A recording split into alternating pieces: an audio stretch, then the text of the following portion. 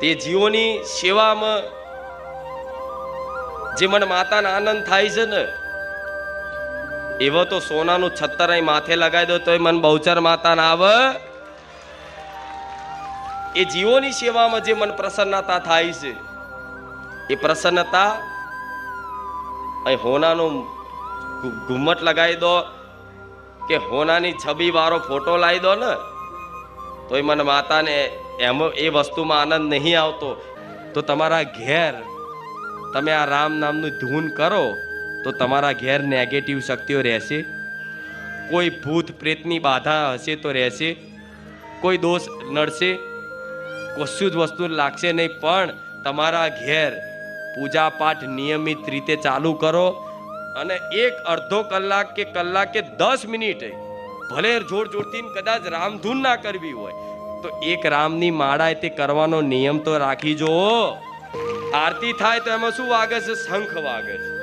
પેલા શંખ વાગે છે ને, જોરથી શંખ વાગે. એ અવાજથી, એ ધ્વનિથી આપે રૂપે નકારાત્મક શક્તિઓ હોય જે તમારા દરેક મન ઉપર હાવી થયેલી હોય, માતાજી ભગવાનમાં મન ના લાગવા દે, આરસ કરાવે, ભૂખ લગાડે, જાત જાતના વિચારો કરાવે, બેચેની પેદા કરે, એવી નકારાત્મક શક્તિઓ આ જગ્યા પર મોજૂદ હોય તો શંખ વાગે ને, એટલે શંખની ધ્વનિથી, એના અવાજથી એ નકારાત્મક ઉર્જા અહીંથી નાશ થઈ જાય. આજે ઘેર ઘેર ફરીએ સોસાયટીઓમાં, આજે ફરતા કોઈ પણ જીવ હશે એ તમારા ઘરના આંગણે આવશે ને તમારા ઘેર કોઈ અનાજ હશે, રોટલી હશે ને, તો ભલે તમને પહેલા ઊભા થઈને જોર આવતું, એને ખવડાવતા, આળસ આવતી, પણ આજે ઘરના આંગણે ગાય આવશે ને તો એ ગાયમાં હું માતા દેખાઈશ. એટલો આનંદ તમે મારી વાત માની અને કોઈ બી જીવને તમારી યથાશક્તિ પ્રમાણે કંઈ પણ ખવડાવો છો ને, એના પાણી પીવડાવો છો ને, એમાં હું અતિ પ્રસન્ન છું. તમારી પર ચિંતા ના કરતા. તો આ રામ માડી રામ, રામ માડી રામ, તો આ બાજુ રામ છે, આ બાજુ રામ છે, વચ્ચે માડી છે, બરોબર? તો આ નામનું ઉચ્ચારણ કરો છો તમે જોર જોરથી, ઉત્સાહથી, અને તાલીઓ પાડો છો જોડે. તો રામનું નામ લેવાથી રાવણની શક્તિઓ હોય, દુષ્ટ શક્તિઓ અહીં ટક, ધીરે ધીરે ધીરે ઉર્જા અહીંથી દૂર ભાગે. રામ. અને મને વિશ્વાસ છે મારા ભક્તોએ મારી વાત સાંભળી અને ઘેર ઘેર આજે ગાયને રોટલી મળતી થઈ ગઈ છે.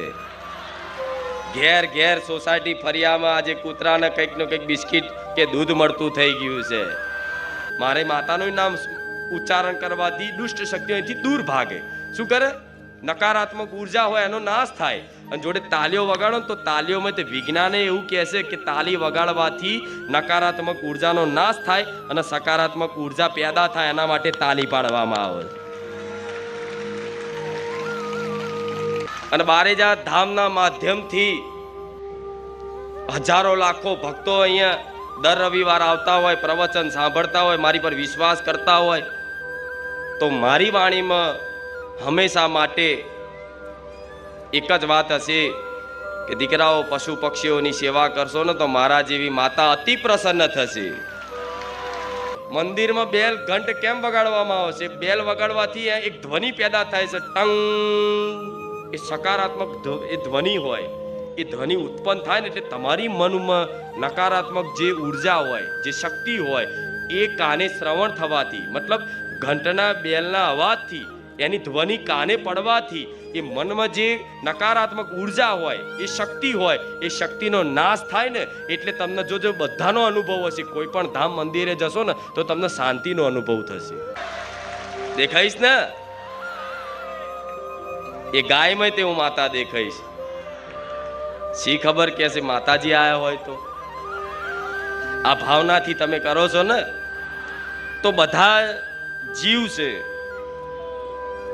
તમે એક જીવ છો. એ બધા જીવ કોના છે? મારી માતાના. કે જગતજનની કેસા, આદ્યશક્તિ કેસા, આખા જગતમાં સંસારમાં જેટલા પણ જીવ છે એ બધાને મેં મારા કીધા છે ને, એ બધા મારા છે. અને અત્યારે તો કાઉન્ટર માળાથી જોર આવતું હોય તો ફાવતું ના હોય, તો પેલું ઇલેક્ટ્રિક આલ્યું છે.